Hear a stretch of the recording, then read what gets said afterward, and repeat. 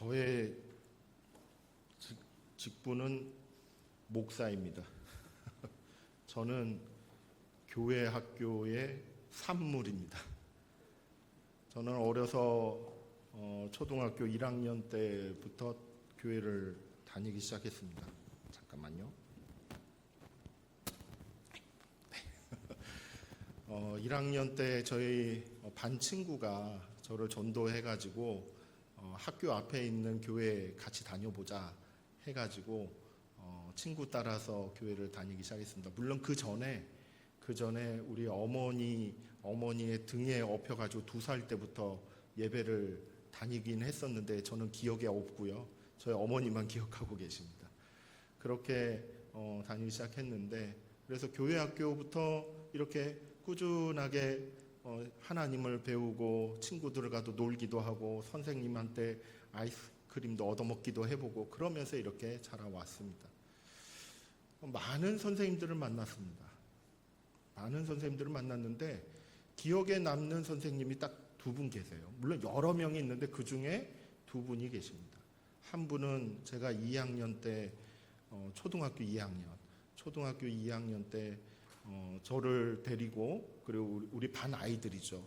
반 아이들을 데리고 여수 애양원에 이렇게 데리고 가신 거예요. 그러면서 손양원 목사님 무덤에 그 산소에 이렇게 데리고 가서 그 손양원 목사님의 이야기를 쭉 해주시는 거예요. 초등학교 2학년짜리한테. 제가 기억을 하겠어요? 기억은 안 나도 그 무덤가에 갔다 온 거는 기억이 나더라고요. 그리고 그 선생님이 그렇게 가자 해가지고 뭐 하나 사주시고 이것도 하나 사주시고 저것도 하나 사주시고 이런 것들이 그렇게 기억이 나요. 말씀을 기억해야 되는데 먹는 거밖에 기억이 안 나요. 그런데 그 기억이 어쩌면은 쌓이고 쌓여서 저를 목사로 만들어 간 걸로 압니다. 하나님이 인도에 가실 때 그 손양원 목사님에 대해서 이렇게 귀로 듣고 그의 일대기에 대해서, 그런 사역에 대해서 이야기를 들을 때마다 그 무덤이 생각이 나는 거예요. 그 무덤이 생각이 나고, 참 나도 그분을 닮아가야 되겠다, 이런 모습이셨구나, 그런 것들을 다시 더 생동감 있게 느끼는 것이죠. 또 한 분의 선생님이, 또 기억나는 선생님이 한 분이 있습니다. 저는 어려서 교회를 2군데를 이렇게 왔다 갔다 했습니다. 죄송하지만 친구 따라서 학교 앞에 있는 교회를 다녔다고 했지요. 그때가 4학년 때까지 딱 다녔었습니다.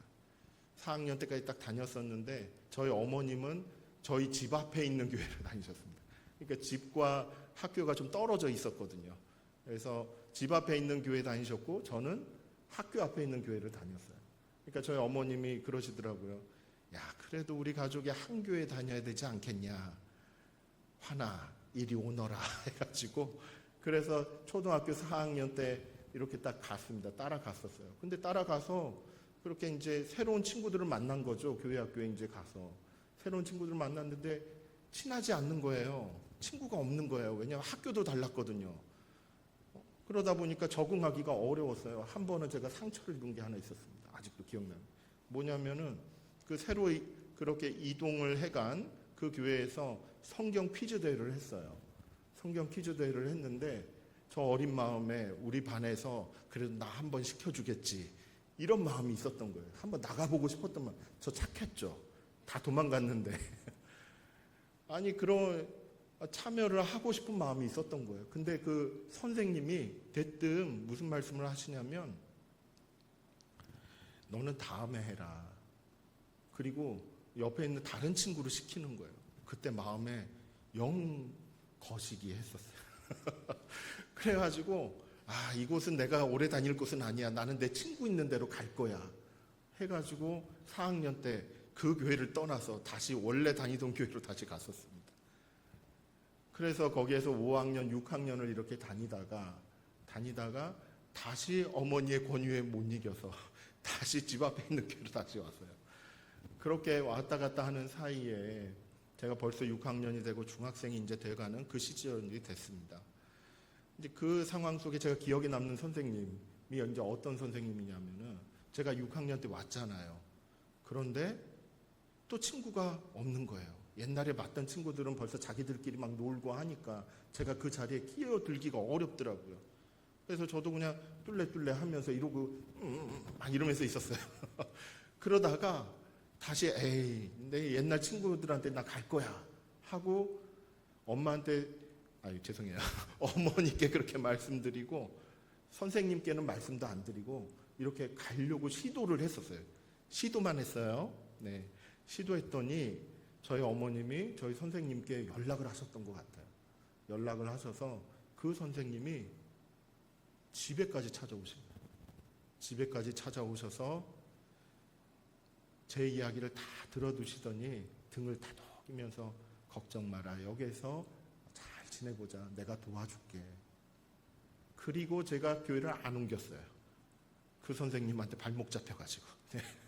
그래서 그 교회에서 중학생이 되고 고등학생이 되고 거기서 은혜 받고 신학대학교에 이렇게 갈 그런 믿음의 성장을 이렇게 이루게 됐습니다. 저는 그 두 분의 선생님이 굉장히 마음에 많이 남습니다. 아마도 우리 선생님들 여기 많이 계시지만은 선생님들의 평소에 이렇게 하고 저렇게 하고 저는 평상시 때처럼 하셨다 이렇게 얘기할지는 모르지만 그 아이들에게는 기억에 남는 것입니다. 추억에 남는 것이죠.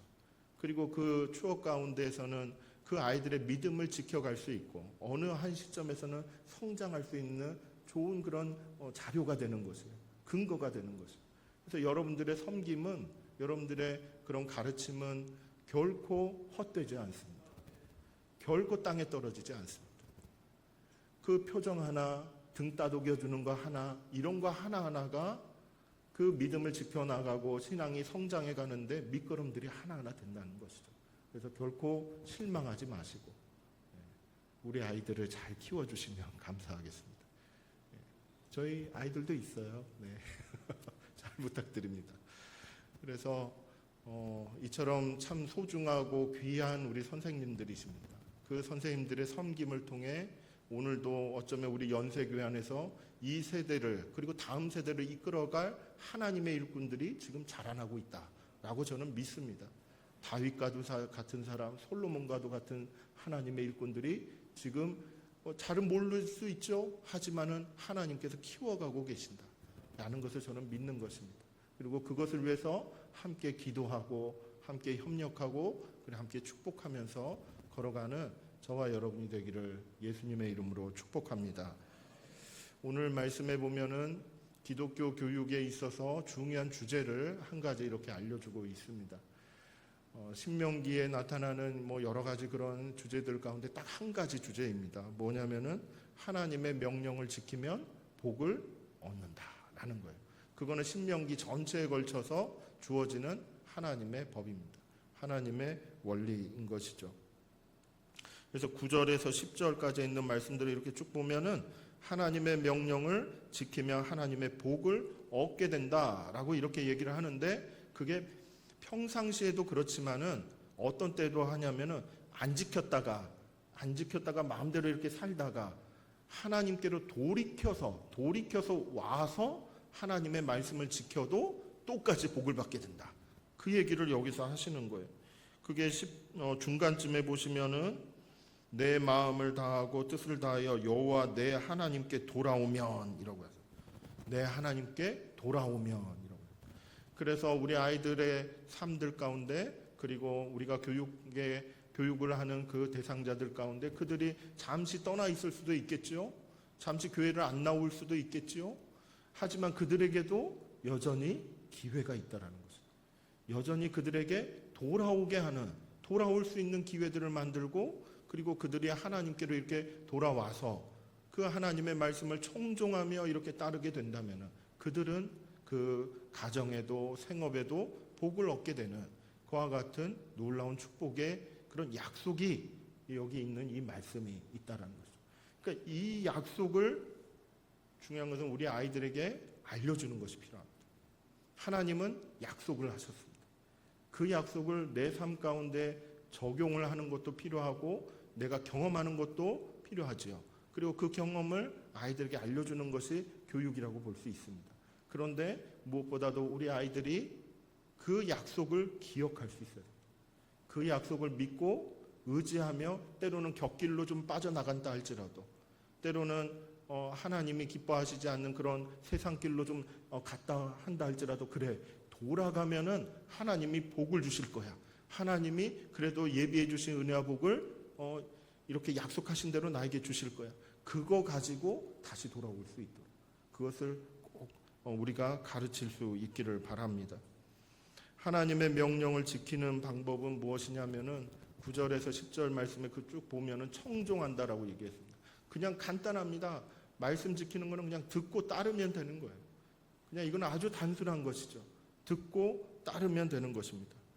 그리고 무엇을 또 신경을 써야 되냐면은 하나님의 명령을 지키는 것입니다. 이거는 무엇을 말하냐면 가나안 땅에 이렇게 들어가서 하나님의 명령을 잊어버리게 하고 하나님의 명령을 떠나가게 만드는 주변에 많은 그런 환경들이 있다라는 거예요. 가나안 족속들의 그런 이방 신들도 있고 그들의 문화도 있고 그들의 탐욕적이고 그런 아주 육체적인 것과 같은 신앙, 종교 생활 이런 것들로 인해서 하나님의 명령을 지키지 못하게끔 하는 그런 배경들이 많이 있다라는 거예요.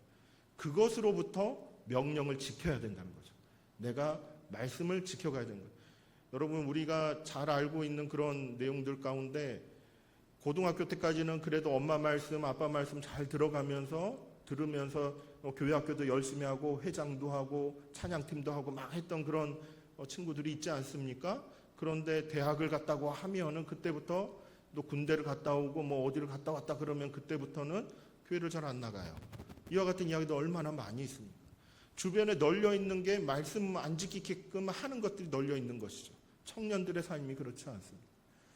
그 가운데서도 명령을 지킬 수 있는 것, 하나님의 약속을 지킬 수 있는 것, 그렇게 지킬 수 있도록 가르치고 훈련하고 하는 것이 기독교 교육의 아주 중요한 핵심 주제다라고 이렇게 말할 수 있습니다. 그래서 하나님의 명령을 어떻게 하면 잘 지킬 수 있을까? 주변에 있는 여러 그런 회방꾼들과도 같은 문화들 가운데서 어떻게 말씀을 지키며 지낼 수 있을까? 저는 이 주제가 실제로 고등부 연령대에 그와 같은 신앙교육의 주제가 돼야 되는 것은 아닐까라는 막 이런 생각이 좀 들 때가 있습니다. 김종원 목사님이란 분이 있습니다. 겁내지만 겁내지 않는다라는 책에서 이렇게 나온 이야기인데 한 가지 이렇게 좀 그 내용을 좀 살펴보면 IMF 때 이야기라고 합니다. 고성능 절삭공구 제작 회사를 차린 그 사장님이 계신다고 합니다. 그 사장님은 교회의 어떤 장로님이라고 하십니다. 근데 그 장로님께서 이렇게 운영을 하시다가 IMF를 이제 맞아서 경영에 아주 큰 어려움이 이렇게 왔습니다. 그래서 빚도 이렇게 쌓여져 가고 그리고 이걸 어떻게 하면 부도가 날지도 모르겠구나 막 이와 같은 위기 상태가 된 거예요. 근데 이 장로님은 그래도 하나님을 믿고 의지하는 장로님이시니까 새벽마다 나와서 하나님 앞에 기도하고 엎드리고 하나님을 찾았습니다. 그래서 하나님 은혜를 허락해 주십시오. 복을 허락해 주십시오. 우리 회사 살려주십시오. 직원이 누구가 있고 그 사람들이 이러이러한 상황들이 다 있습니다. 은혜를 주십시오. 복을 주십시오. 막 그렇게 기도했대요. 복을 주셨을까요? 안 주셨을까요? 하나님께서 응답하신 게 뭐냐는 복을 달라고 하지 마라. 오히려 복이 되게끔 해라. 라는 그런 응답을 주셨대요. 도대체 그게 무슨 말이에요? 복을 달라고 했더니 복이 되게끔 하라는 거예요. 그래서 그 장로님이 그런 기도 응답을 듣고 곰곰이 생각했대요. 아니 은혜 좀 달라고 하고 이 회사가 그래도 좀 살아남아야지 복이 되든 말든 할 텐데 왜 이건 안 주시고 그러시나. 그래서 기도하면서 곰곰이 생각해서 결론을 내린 게 그 회사에 있는 사람들과 그 직원들과 성경을 공부하기 시작했다고. 그래서 남는 시간에 이렇게 시간을 좀 내서 신우회를 조직하고 거기에서 성경을 공부하기 시작했대요. 그리고 그 안에서 기도하기 시작했대요. 함께 기도하기 시작한 거죠. 회사 사정은 여전히 좀 힘든 면이 있지만은 그 안에서 인내하게 되더라고요. 그래서 성경을 공부하면서 하나하나 배우고 익히고 했던 그 규범들, 그 말씀을 그 회사 일을 하면서 이것을 하나하나 적용을 해나가기 시작했다고 합니다. 그러니까 그렇게 하면서 그 어려운 시절들을 인내하는 힘을 길렀대요. 인내하는 힘을 그리고 그 인내를 하는 가운데 하나님이 상황들을 조금씩 변화시켜 주시고 바꾸어 주셨다라고 합니다. 그래서 그러한 변화되는 환경들 가운데서 이 직원들과 이 장로님은 무엇을 깨닫게 되냐면 그 안에서 복이 되고 있구나. 내가 복이 되고 있구나. 나에게 이렇게 쏟아지듯이 뭔가 해결책이 이렇게 딱 나타나지는 않지만은 내 자신이 우리 직원들이 성장해 가고 있구나. 그 믿음이 자라나고 있구나. 이것을 깨닫기 시작했대요. 그래서 그 IMF 시기 그 시기를 잘 이렇게 하나님 지켜주시는 그 은혜로 그 힘으로 버티고 그리고 이 시기가 이제 다 지나갔을 때에는 다시 일어설 수 있는 기회를 맞이했다라는 그와 같은 이야기가 있습니다. 여러분, 그러니까 하나님의 명령을 지킬 수 없는 그런 상황 가운데서도 말씀을 지키고자 노력했던, 그리고 기도하며 하나님의 말씀을 지키고자 했던, 그리고 처음에는 하나님을 몰랐던 그런 직원들도 다시 말씀 속으로 돌아오고 기도하는 자리로 돌아왔던 그와 같은 변화가 일어났을 때 하나님이 그 회사도 살려주시고 직원들도 살려주시고 하는 그와 같은 복을 누리게 됐다라는 이야기죠. 그러시면서 하나님께서는 이처럼 그 하나님의 명령과 약속을 말씀하시면서 이 명령과 약속이 결코 어려운 게 아니다 라고 이렇게 단언을 하시고 계십니다. 그런데 우리 신앙생활 하는 분들은 아마 다 깨달은 바가 있으실 텐데, 경험하신 바가 있으실 텐데, 하나님 말씀 지키는 거 쉬워요? 어려워요? 솔직하게 어렵지 않습니까?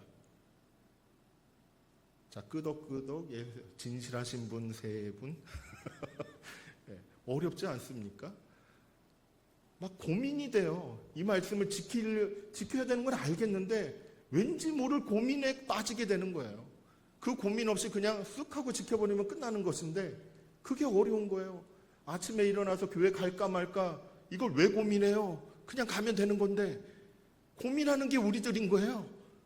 이거 참 말씀 지키고 그 명령 어떻게 보면은 간단한 것인데도 불구하고 지키기 어려워하는 게 우리들 모습이라는 거죠. 하나님은 하나님의 명령이 지키기 어려운 게 아니다 라고 분명하게 얘기합니다.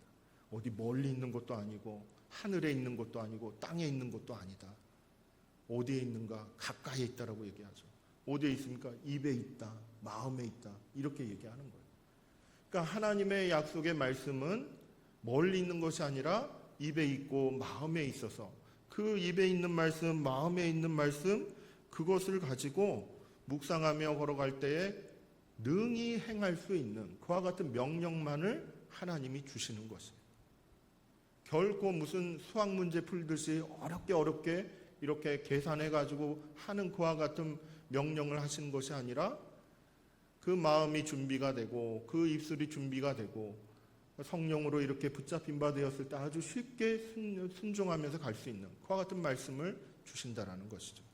그런데 이게 왜 어렵냐면 결국은 이것이죠. 우리 안에 있는 부패한 본성이 남아있다는 것이죠.